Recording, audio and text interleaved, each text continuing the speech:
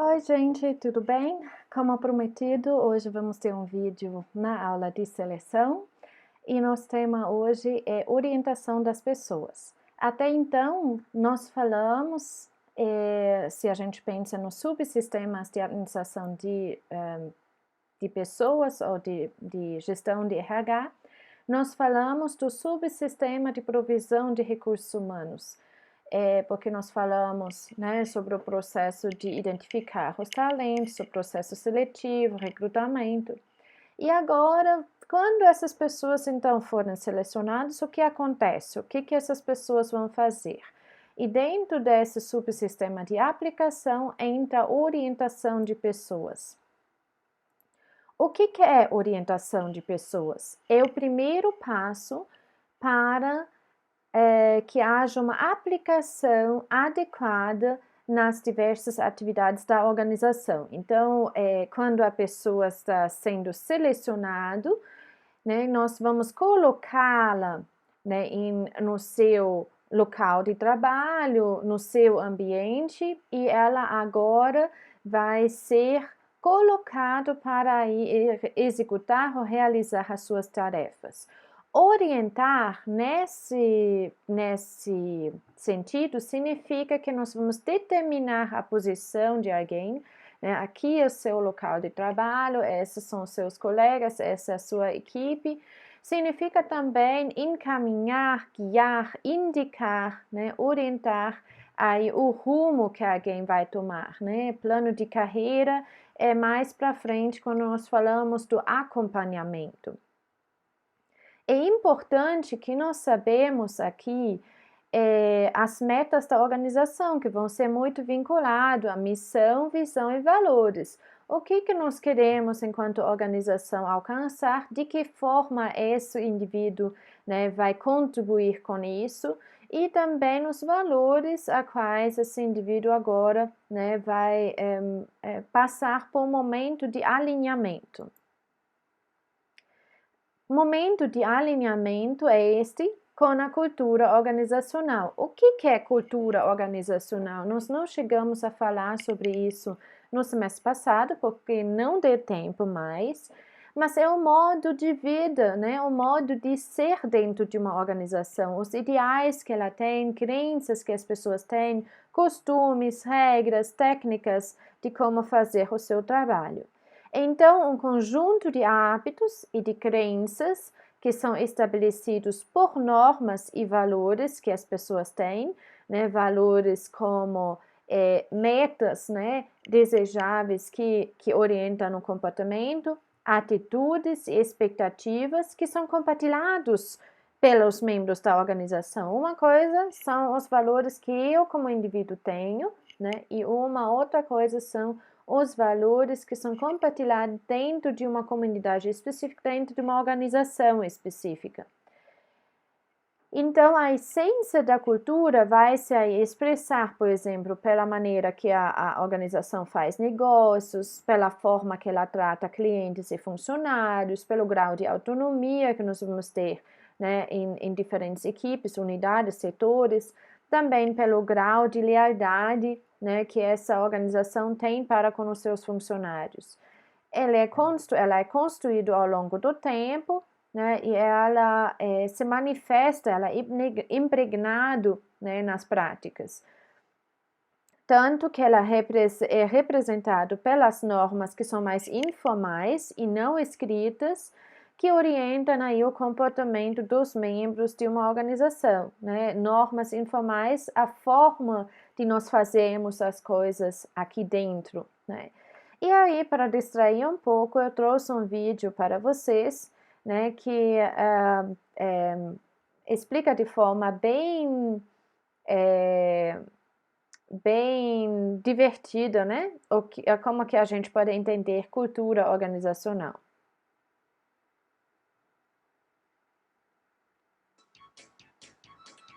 Um grupo de cientistas colocou 5 macacos numa jaula. No centro puseram uma escada e sobre ela um cacho de bananas. Quando o macaco subia a escada para apanhar as bananas, os cientistas lançavam um jato de água fria nos que estavam no chão.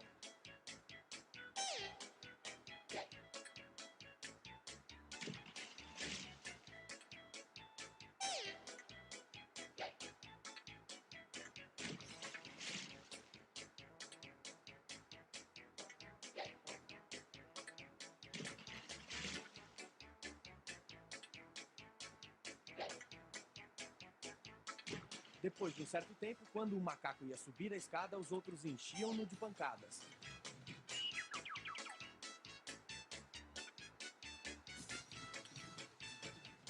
Passado mais algum tempo, nenhum macaco subia mais a escada, apesar da tentação das bananas. Então, os cientistas substituíram um dos macacos. A primeira coisa que ele fez foi subir a escada, sendo rapidamente retirado e surrado pelos outros. Depois de algumas surras, o novo integrante do grupo não mais subia a escada. Um segundo foi substituído e o mesmo ocorreu, tendo o primeiro substituto participado com entusiasmo da surra ao novato. Um terceiro foi trocado. Um quarto e, finalmente, o último dos veteranos foi substituído. Os cientistas ficaram, então, com um grupo de 5 macacos, que mesmo nunca tendo tomado um banho frio, continuavam batendo naquele que tentasse chegar às bananas. Se fosse possível perguntar a algum deles por que batiam em quem tentasse subir a escada, com certeza a resposta seria: não sei, as coisas sempre foram assim por aqui.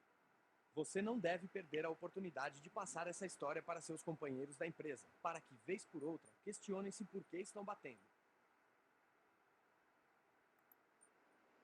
Então, uma forma de entender cultura organizacional é, né, que também tem aí alguns crenças, né, que até que não estejam conscientes, como é o caso dos últimos macacos, né, percepções, sentimentos, que a gente nem consegue verbalizar, por vezes.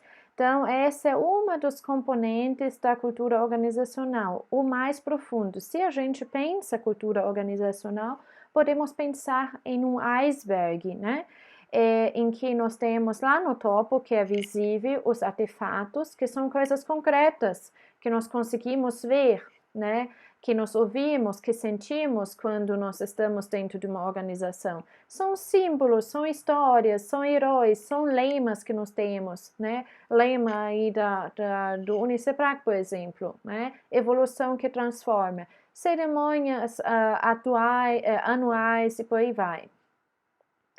Um pouco mais profundo e que movimenta esses artefatos são os valores que são relevantes para o comportamento, né, das pessoas dentro da organização e que vão definir por que as pessoas fazem o que fazem, né?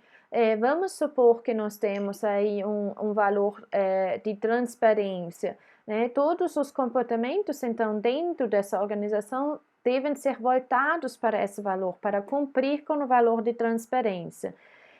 São justificativas aceitas pelo comportamento das pessoas e um exemplo também aqui seria o valor de segurança dentro de uma empresa que mexe com talvez equipamentos ou produtos, serviços que podem ser até inseguros, né?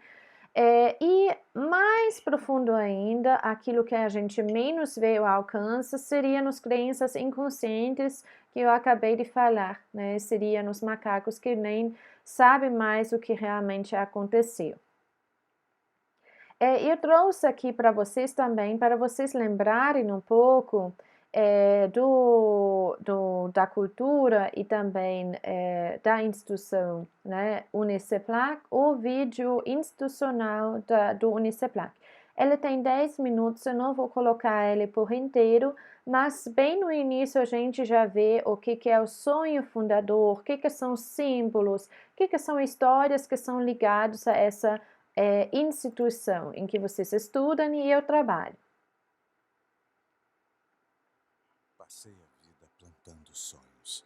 Escolhi a saúde e a educação como as minhas trincheiras de luta. Na capital do país, fundei a Faciplac, a quem dediquei todas as minhas energias e todos os meus sonhos, para que outros também pudessem sonhar. Essas são as palavras do incansável Aparecido dos Santos, que fundou em 1987 a então FOPLAC, Faculdade de Odontologia do Planalto Central, instituição pioneira do Distrito Federal na formação de dentistas de excelência. Hoje, para nós, é um dia de glória, é um dia de alegria,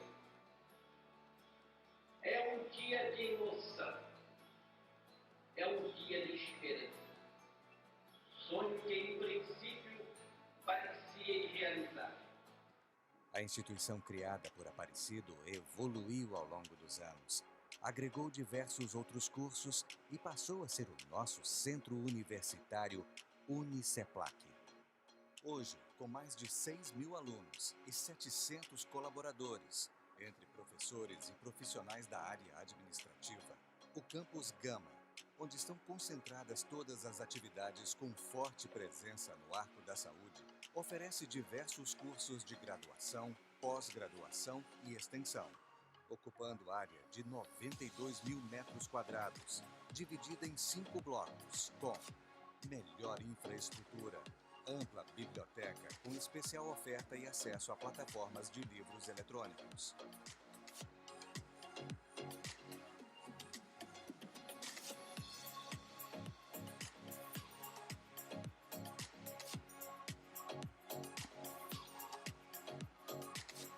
Sala de aula invertida.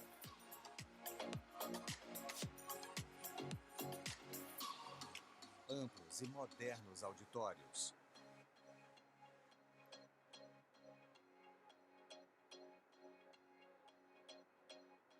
Modernos laboratórios de informática. Escritório escola.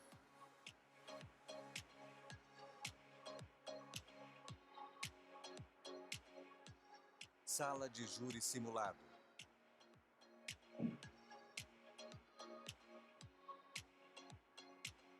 Sala de dança.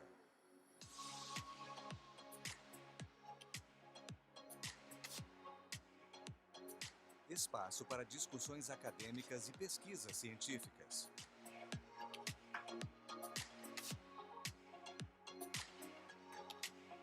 Sala coletiva para os professores. Núcleo de práticas jurídicas.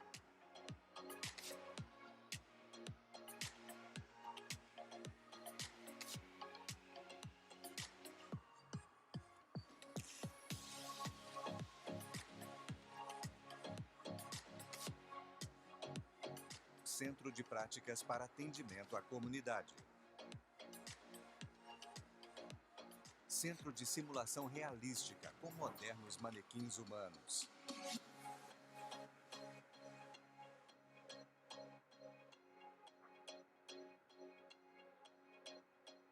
Biotério de altíssimo nível.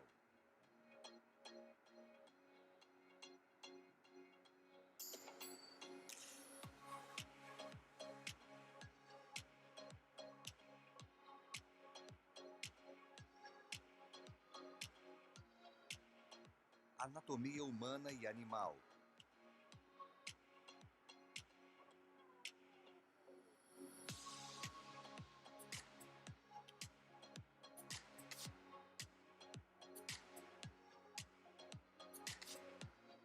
Mesa anatômica virtual.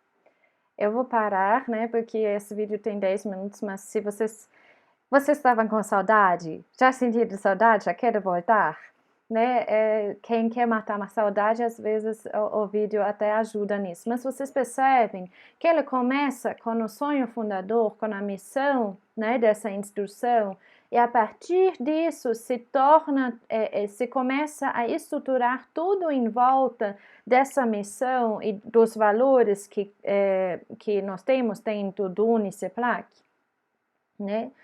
Então, cada um que vai começar a fazer parte do Uniceplac, seja ele aluno, professor, técnico administrativo, ele vai começar a passar por um processo que nós chamamos de socialização organizacional.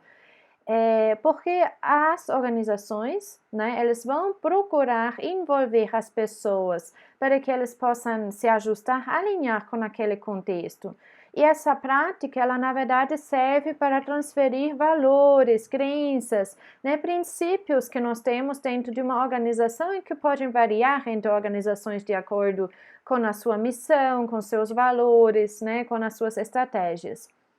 E o novo integrante, então, ele tem que começar a renunciar um pouco à sua liberdade de ação para que ele pode ingressar naquela organização e se alinhar, né, aos seus preceitos. Ao mesmo tempo, ele também vai tentar influenciar essa organização para criar o seu espaço, sua situação de trabalho, para ter aí satisfação dentro do seu local de trabalho. Então, a socialização organizacional, esse processo de mão dupla, ela vai ter tanto o esforço da organização, de alinhamento do indivíduo com a organização, como também do esforço do indivíduo de cumprir com algumas necessidades que ele tem. Isso se deve, ou é muito vinculado a um conceito que nós chamamos de contrato psicológico. E aí vocês vão ficar com saudade do professor Evandro, né? Porque aqui esse quadrinho, eu falei até hoje para ele, olha, tem uma homenagem para você aí na aula, né? Dr. Evandro construiu essa empresa com tanto sacrifício e nos trata com tanta consideração que temos de valorizar a empresa cada dia mais, né? Então, o contrato psicológico, ele vai além daquilo que é empregatício, do dinheiro que nós recebemos. Ele condiciona esse ajuste entre indivíduo e organização. Ele tem a ver com as expectativas que as pessoas têm em relação à organização e a organização em relação aos seus colaboradores. Lembram, né, do comprometimento organizacional, da satisfação dos colaboradores que nós falamos sobre no semestre passado. Ele torna-se também um meio para criar e trocar valores na hora que nós começamos essas relações interpessoais, sociais dentro do nosso trabalho. E então é um entendimento entre indivíduo e organização que muitas vezes não é explícita, mas que precisa ser recíproca. Como nós aprendemos, né, além desse contrato psicológico, então, a cultura organizacional pelas histórias, né? Eu dei aí o exemplo para vocês do fundador do Uniceplac, o Dr. Aparecido dos Santos. Também aprendemos cultura organizacional por ritos de passagem, por exemplo, na carreira militar, eventos sociais, cerimônias, por símbolos, né, que nós temos dentro da nossa organização, cores, né? Nós temos aqui nesse slide uma estufa em forma de trufa que é da Cacau Show. E o que ela está, né? Para que essa trufa? Essa trufa, ela é um espaço de convivência, mas ao mesmo tempo ela remete muito àquilo que a Cacau Show está fazendo. Então, a toda hora, mesmo na estrutura, os colaboradores estão envolvidos, né, nesse sentimento de pertencer, de fazer parte daquela cultura, daquela organização. E linguagem, uma linguagem que é específica daquela comunidade, das pessoas que convivem dentro de uma comunidade específica. Eu coloquei aqui como exemplo o CIEPS, que para vocês é uma abreviação que é muito óbvia, né? É o Centro de Atendimento Integrado Psicológico, alguma coisa assim, não é? Né? Então, mas veja, quando eu vou lá na UNB, a mesma coisa chama CAEB, né? Então, as linguagens, elas vão se ajustar de acordo com as pessoas que convivem também nas organizações. E a socialização organizacional, essa aprendizagem ocorre através de táticas, né? Tem uma teoria que é muito tradicional final dos anos 70, né, do Van Manen e Schein, que vai propor seis táticas de socialização. Nós podemos ter táticas formais e informais. Essas ao lado direito, ao lado esquerdo são institucionais, enquanto ao lado direito são individuais. Podemos ter táticas formais, né? Então, nós formalizamos exatamente o que nós queremos enquanto na fase de socialização, por exemplo, através de um treinamento. São coletivos, todo mundo junto, sequencial, bem sequenciados em relação ao conteúdo, aquilo que vai ser aprendido, fixas também dentro desse conteúdo que vai ser passado, E em relação a ambiente social, são seriais. Os antigos vão ensinar, né, para os novos, né, assim, fazendo uma série entre aqueles que são menos experientes e aqueles que são mais experientes. E o investimento, desculpem, aqui é o contrário, deveria ser desinvestimento no lado aqui esquerdo. Eu vou até rapidinho mudar isso para não dar confusão. Aqui é desinvestimento e o outro lado é investimento. Por quê? Porque desinvestimento, nós estamos interessados em alinhar o indivíduo, fazer o indivíduo mais similar à instrução. Né? E no investimento, nós, na verdade, queremos saber sobre as qualidades e capacidades do indivíduo. Então, investimento é individual, enquanto desinvestimento seria institucional. Ao lado direito, vocês estão vendo as táticas que são individuais. Então, informal, não tão formalizado, tão rígido, individual, voltado ao indivíduo, randômico, não tão sequencial, mas de acordo com a necessidade, variável, também de acordo com a necessidade, disjuntivo, pode ser com uma pessoa mais nova, uma pessoa mais antiga, de acordo com as relações que nós estabelecemos, e investimento, investindo aí nas capacidades e possibilidades individuais. Como que ocorre a socialização organizacional? Ela pode ser mais impositiva, mais institucionalizada e menos impositiva, mas de forma geral ela vai buscar criar um ambiente que é favorável. Isso já acontece no processo seletivo, em que nós temos informações que são dadas ao indivíduo sobre a organização, ela começa a conhecer a estrutura, começa a conhecer o ambiente organizacional. Quando ele começa a trabalhar, geralmente nós colocamos alguns desafios para a pessoa, algumas tarefas que já o preparem para desafios posteriores, para integrá-lo mais rápido dentro dessa organização. Nós podemos utilizar o supervisor como um tutor, sendo que este, então, vai descrever a tarefa, vai dar informações técnicas, vai dar feedback, vai negociar as metas com esse indivíduo.